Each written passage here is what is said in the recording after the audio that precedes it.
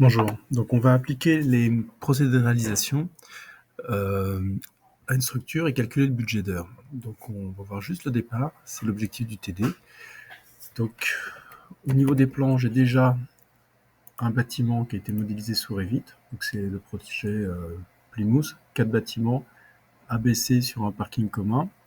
J'ai le bâtiment C que j'ai fait en U42 et je vais le basculer en E5 en imaginant que je n'ai pas travaillé sur le bon gabarit dès le départ. Donc, l'idée, je l'ai déjà fait, ça prend un peu de temps, donc j'ouvre mon gabarit qui est vierge, qui ne comprend rien. J'emmène, donc je fais insérer, lier fichier Revit, je vais chercher mon fichier, il arrive ici. Et ce fichier, une fois qu'il est inséré, je fais dissocier de manière à l'importer dans mon bâtiment. Ça prend un petit peu de temps.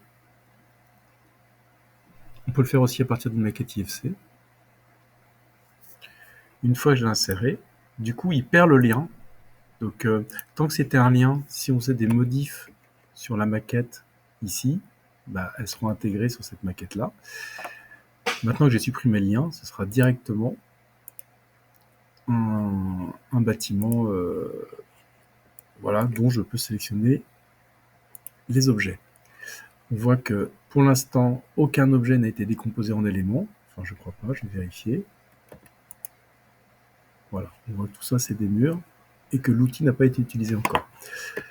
Donc, pour m'y prendre bien, si je décompose tout... Mince, pardon. Si je décompose tout ça en éléments, le souci, c'est qu'après, pour trier, ça va être plus compliqué. Donc, l'idée, c'est par exemple, je vais prendre mon niveau 2, je vais sélectionner tous les murs de ce niveau, et une fois que j'ai sélectionné les murs, bah, soit je me prends un temps unitaire global pour tous ces murs-là, qui seront des voiles banchées, vu qu'on est en superstructure à branche à compas, ce qui est le plus sécurisant, soit je fais tout de suite la distinction entre voiles de façade, donc avec table, je ne sais pas si j'ai réussi à les sélectionner tous, moi j'arrive pas, donc je les sélectionne un par un, comme ça, voilà, avec contrôle, et je vais sélectionner mes voiles extérieures. Là je ne vais pas m'embêter, vu qu'ils n'ont pas été conçus comme ça, je vais faire... Pardon, je vais commencer, donc je vais sélectionner tous mes murs, pardon, je sélectionne tous mes murs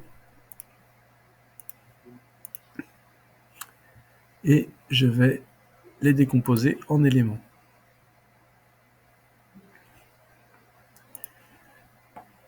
Une fois qu'ils ont été décomposés, eh bien, vous pouvez prendre dans le budget d'heure ici, on va voir qu'il apparaît une ligne. Ces voiles, on va dire, je vais les appeler par exemple 01, on a code couleur et ensuite je tape voile branchée, branche. Oh.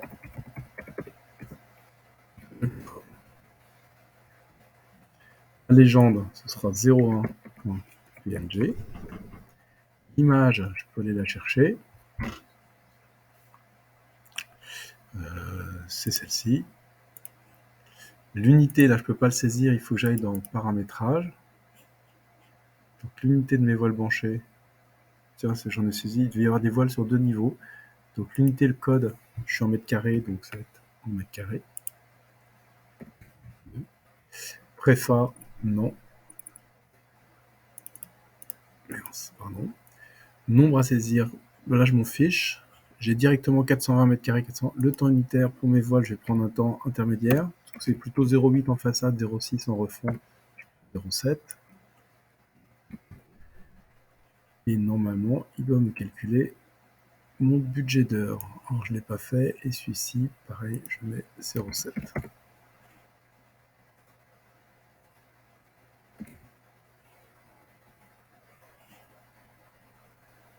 Allez, donc il m'a calculé mon budget d'heure, et je peux mettre la source. Voilà, la source, c'est le cours. Si vous prenez vos temps unitaires d'entreprise, vous tapez entreprise. Si vous prenez les temps unitaires polyvers, vous prenez les temps unitaires polyvers. Voilà. Et là, donc, si je regarde mon budget d'heure, j'ai mon budget d'heure mes hypothèses qui sont ici, et j'ai mon rendu de budget d'heure qui commence à s'étoffer. Je peux faire pareil pour les planchers. Si je vais sur le plancher au rez-de-chaussée, je vais sélectionner mes planchers en cliquant sur les petites surfaces, je sélectionne mon plancher. Je peux sélectionner donc mon plancher ici, je vais l'exploser. Et ce que j'ai fait tout à l'heure en allant directement dans la nomenclature, je peux le faire aussi ici. Je peux lui dire, pardon, mon commentaire est ici, je vais lui dire, par exemple 0,7 plancher coulé en place, type Gridflex, c'est l'outil qui a été utilisé ici. Voilà. Je regarde mon budget d'heure de synthèse, hop, il y a des choses qui s'écrivent. Si je mets en hypothèse, chez mon Gridflex, c'est du 0,7. L'image, je peux avoir une image de Gridflex qui traîne. Je vais prendre. Il est ici. L'unité, ça je le fais dans le paramétrage avec mon code unité, c'est en mètres carrés, donc c'est 2 aussi. C'est pas très fort. Et le temps unitaire, ce sera 0,7 aussi. Les sources, c'est court. Voilà. Et petit à petit, vous allez avoir votre budget d'heure qui va s'implémenter comme ceci. Donc il restera à faire les autres. Et le mieux, c'est vraiment de travailler petit à petit, de manière à ce que sur votre maquette, si on regarde, vous avanciez petit à petit. J'ai pas fait les balcons, par exemple, encore. Donc, normalement, ici, dans vos modes de réalisation, vous devez avoir des couleurs qui apparaissent petit à petit au fur et à mesure où vous paramétrez les modes constructifs de votre maquette. Une fois que tout est en couleur, vous avez fait les poutres, vous les avez exposées, vous les avez mises en couleur, etc. Ça, c'est des pieux. Il y a des casques de pieux. Enfin, pardon. La paroi extérieure ici, c'est des pieux, mais c'est une paroi, c'est des pieux disjoints pour faire le blindage de fouille. Alors qu'en dessous, alors on voit que les massifs long green, mais il y avait des pieux aussi en fondation. Donc là, c'est juste la paroi extérieure. Ce qui est bizarre d'accord, bon, c'est pas très grave. On n'en tient pas compte.